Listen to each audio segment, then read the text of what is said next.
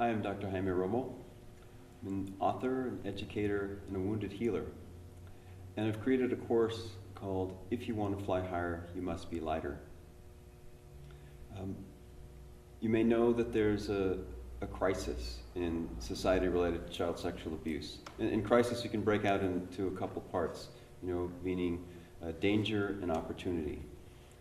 And the danger is that sexual abuse has happened, is widespread, and continues, and if untreated, has lasting effects on individuals and society at large.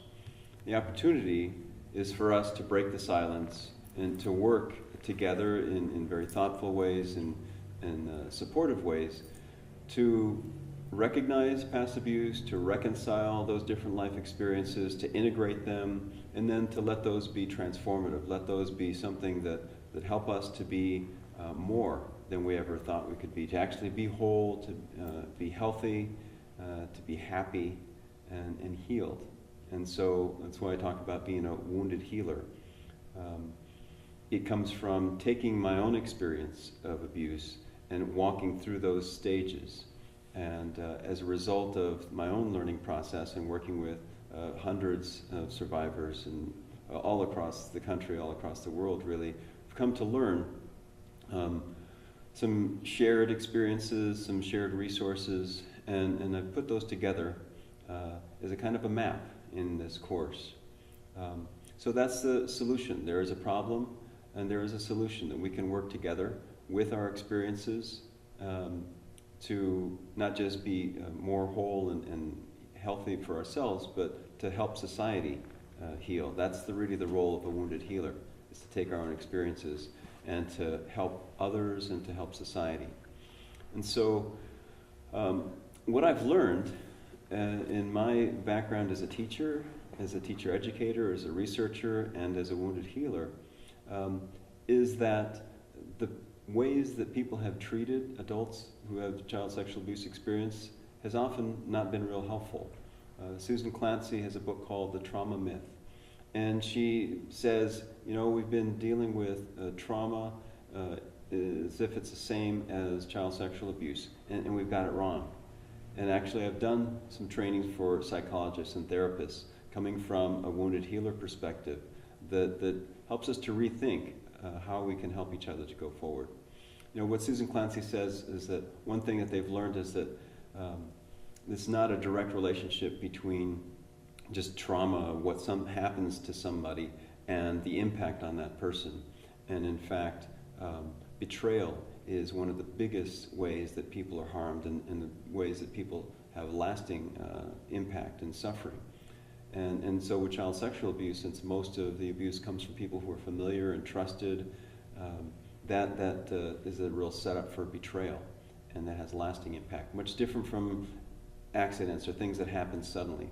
And she also talks about that we've been treating victims as if there's something wrong with them, instead of helping them to see their experiences something that they can work with to be more whole. And this is a very, very different approach. She started to recognize and encourage therapists to recognize the deep impact of self-blame and shame that comes from child sexual abuse.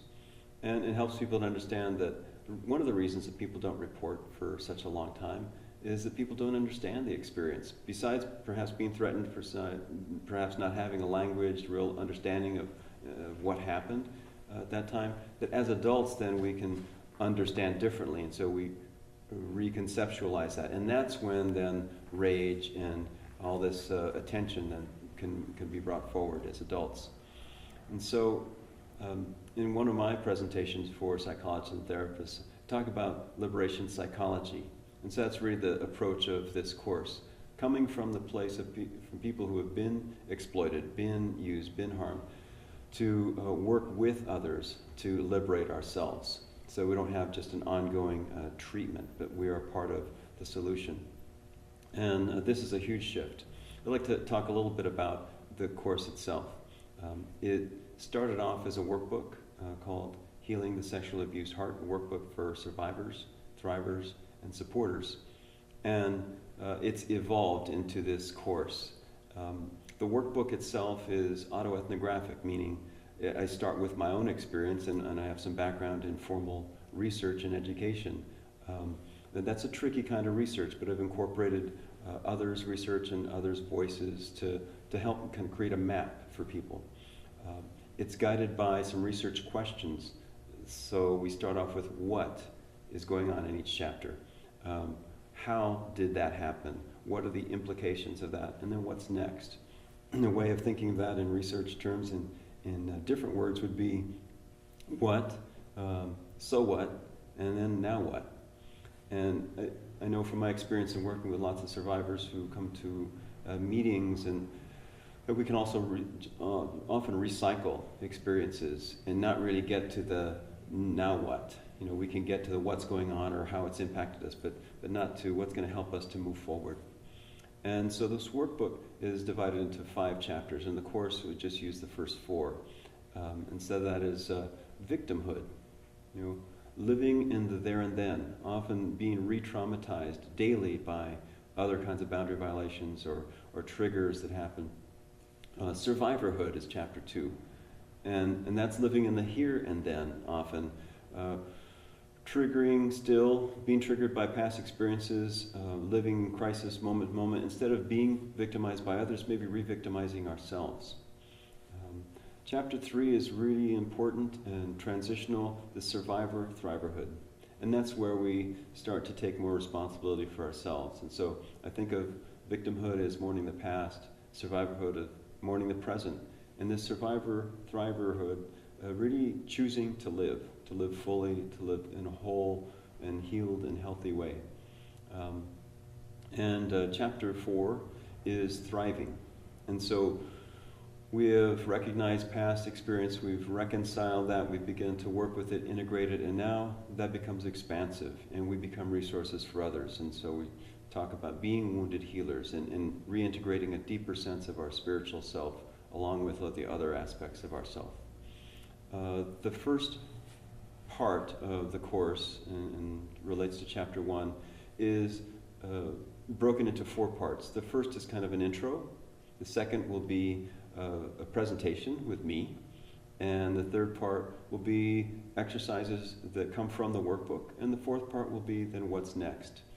And the topics of part 1 start with vision, saying, you know, we're more than, and better than we think we are. You know, we're better than we feel. And we'll talk about, just as victims, what's it like to be a victim?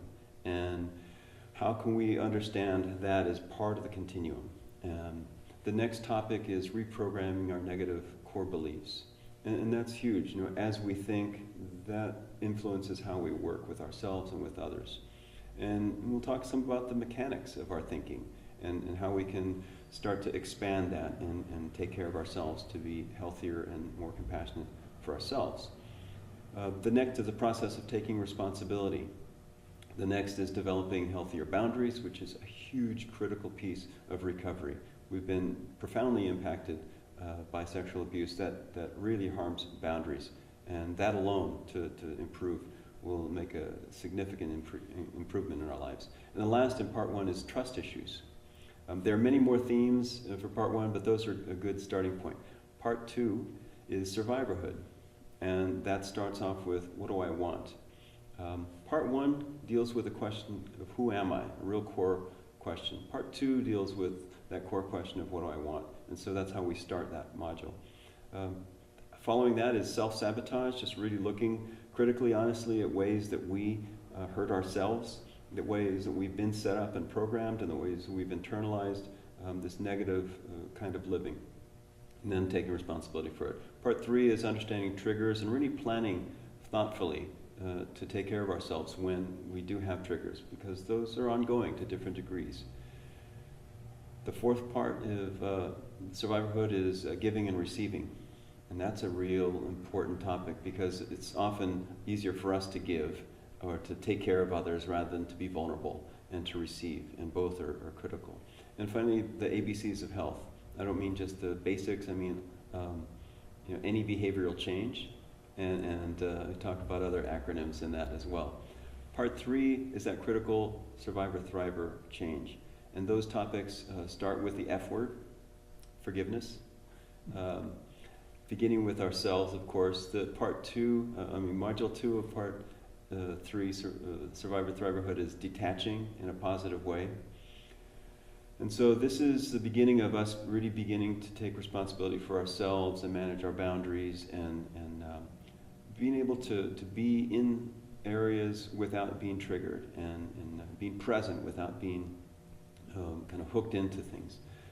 Then practical meditation, because we really want to reintegrate a deeper sense of our spiritual self. Some people have experienced abuse by very religious people in religious settings, and so we have to rethink all of ourselves, including that. And finally, a community of practice. So we go forward with different kinds of support. And finally, part 4 of this course is thriving. So we talk about self-knowledge and self-care, but self with a big S. So this is really talking again about a deeper spiritual self. All of this builds on the prior work that we've done at this point. We talk about integrating various spiritual teachings. We talk about living in connection to the divine, real practical day-to-day spirituality, and advocacy, a fitting place to end as we've gone through a process of our own rebuilding, that we then become resources for others. I look forward to working with you in this course. I will be the instructor and moderator, and I'm happy that you have begun this journey.